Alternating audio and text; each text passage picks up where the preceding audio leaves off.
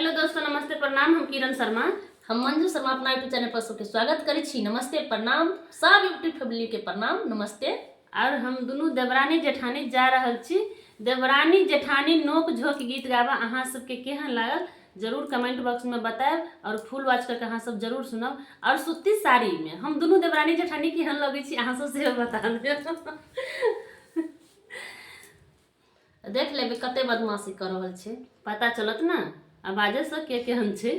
हाय दैया दैया देवरानी हगले खतरो के खिलाड़ी। हाय दैया दैया देवरानी हगले खतरो के खिलाड़ी। सुने न केकरो करे मन मानी, सुने न केकरो करे मन मानी। हाय दैया दैया देवरानी हवे खतरो के खिलाड़ी। हाय दैया दैया देवरानी हवे खतरो के खिलाड़ी। रोजे रोजे कांड करे घरवा में भारी, रोजे रोजे कांड करे घरवा में भारी। हाय दैया दैया देवरानी हवे खतरो के खिलाड़ी। हाय दैया दैया देवरानी हवे खतरो के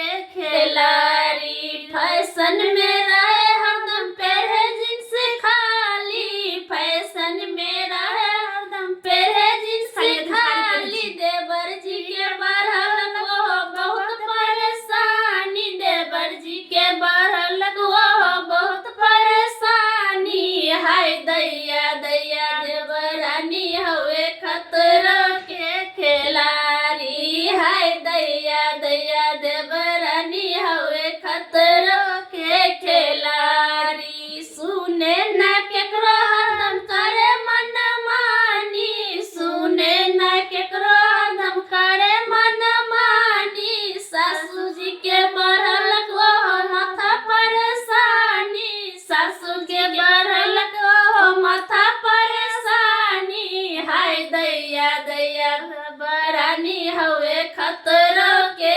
खिलाड़ी। हाय दैया दैया देवरानी हवे खतरो के खिलाड़ी। घरवा में कांड करे रोजे रोजे भारी, घरवा में कांड करे रोजे रोजे भारी। हरी बारिक मेटर में बढ़लक परेशानी, परबारी मेटर में बढ़लक परेशानी। हाय दैया दैया हाय दैया दैया देवरानी हवे खतरो के खिलाड़ी। हाय दैया दैया देवरानी हवे खतरो के खिलाड़ी। हाय दैया दैया देवरानी हवे खतरो के खिलाड़ी।